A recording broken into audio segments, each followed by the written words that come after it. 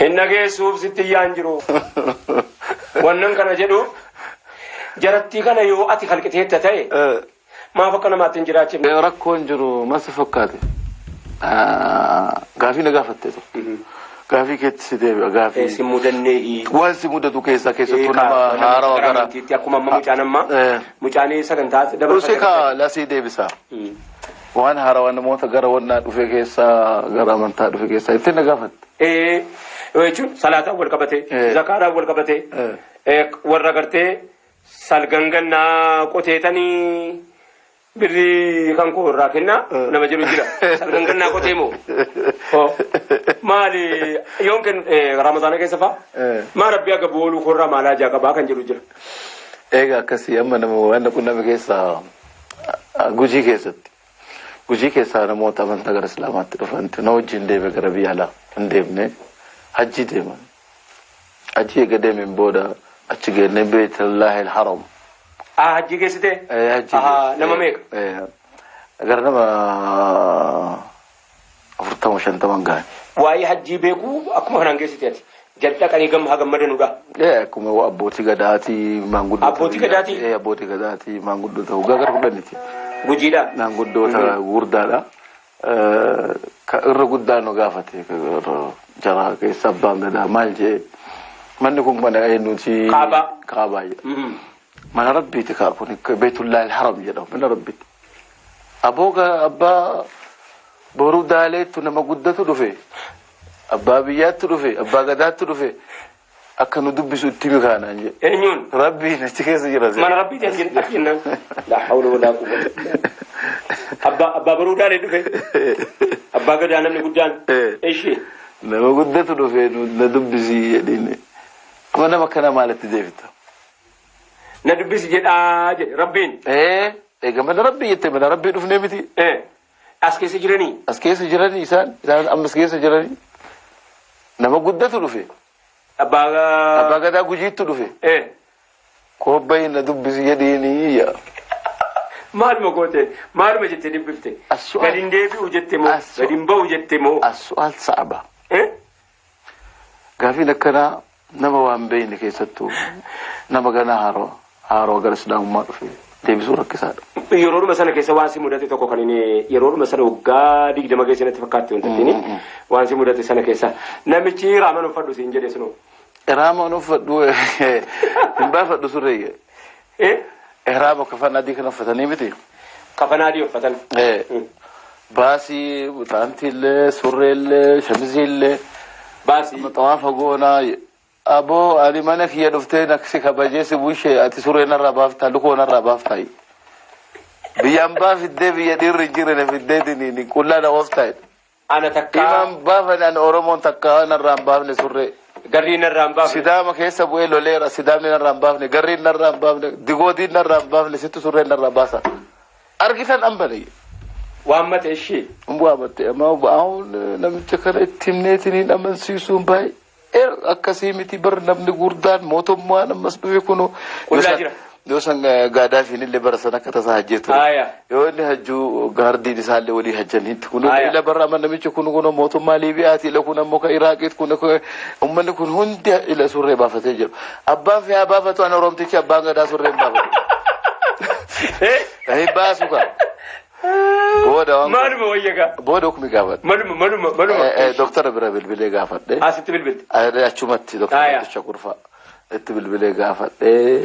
Waan akkanaatti nu qunname jennaani akkasumaan isaati surreedumaan malaan irraa baaftaniin tuqinaa. Alhamdulillah xiqqoosuma deemnu akkuma isaan jedhan san malumaan namni martu baafate eska homaa sii godha abbaa anas sii kaayaas keenya malumaan irraa baafne booda shaantaa keessa ijoolleen kaaya jenne akkasiin xawaafa geessee suutaan laalee akkasumaan arge wanni nama qunnamu baay'ee tokko ammoo maal nu godhe xiqqoo nama barate jara keessa nama barate. Nama barate herrega hojjete. Salaanni meeqaa taharamaa jenna 100. Salaata 100 kana torbaan tokkochi salaatee 100 kana dhahe 100 salaata waqtii tokko 100.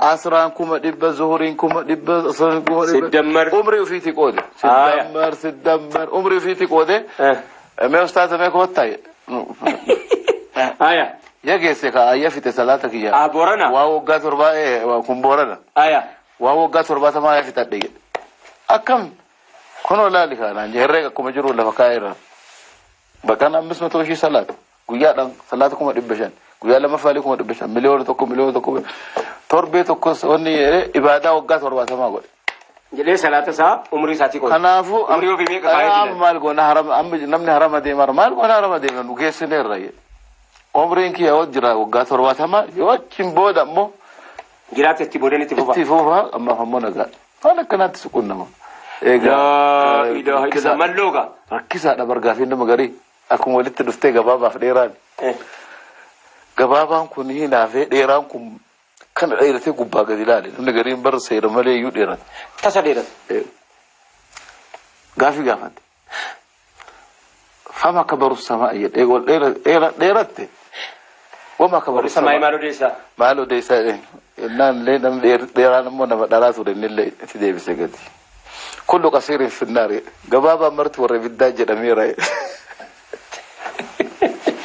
eji jedhaa jiru warri samaayii jedhaa jiru warri samaayii warri gabaabaan hundi kan ibiddaati jedhamaa odeeffamaa jira egaa namni bakka adda addaatti gaafiinsi gaafatu gaafii humnaa oliitti ta'e yeroo keessattuu warra amantaa adda addaa dhufan haara warra dhufu kun gaafiinsi gaafatan gaafii yoonniiti maal barbaachisa hikmaa barbaachisa kanaaf rabbiin quraan ofii keessa dubbata edu ilaa sabiili rabbika bil hikmati wal maw'izati al hasana namni garii ajaa'iba namoota rabbii waa kenneeftu jira deebii akkana hodhamna nama bira bilbiluu qabna gan nama hikmaa beeku jira amma tokko maan nagaafate gaaf tokko sif caala moo rabbi suu caalaa naan jedhe a'uuzu billah gaafii maan nagaafata rabbi caala ka rabbi anaaf silleen caala namni wanni rabbi wanni akkanaayyuu egaa amma kamitti kasi gaafate amantii biraa kamay amantaa irraa dhufeera amantaa waaqeffataa irraa dhufe egaa maan nagaafata gaafii akkanaan gaafatamu yoo rabbi maaltu waliin madaala jenna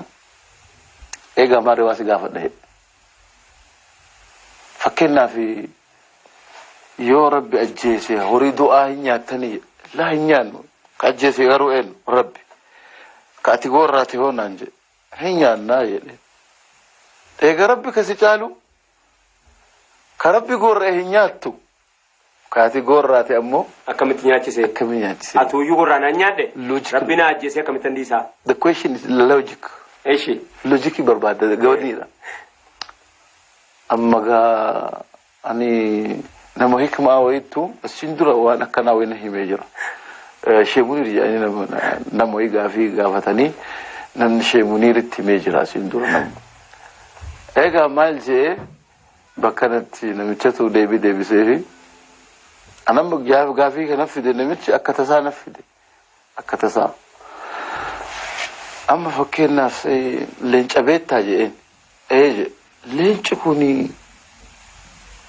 ufi ajjeesee nyaatamoo du'aa nyaataa jedhe gaafate lakki ufi ajjeesee dhiiga dhuguu jaalata leenci sareen tunniinoo daalattiin tunniin jedhe sareen immoo waan du'ellee waan kufeellee waan margite lafaa fuudhaa nyaatti wama leenci fayyisee deeme atiin abbaan gadaa cimaan kun namni akkanaa kun kabajamaan oromoo kun sareen tana fakkaachuu fakkaat barbaadamoo leenca ta'uu si hojjenna dhugaa naan jette ammoo leenca ta'uu naa hoyyee kaladeenyaadha kaladeenyaa gaafiin kana fakkaatu amma dura dhufee jennaan shaamattoo hidhaa tokko gaafii addaa wayii deebisan isaan immoo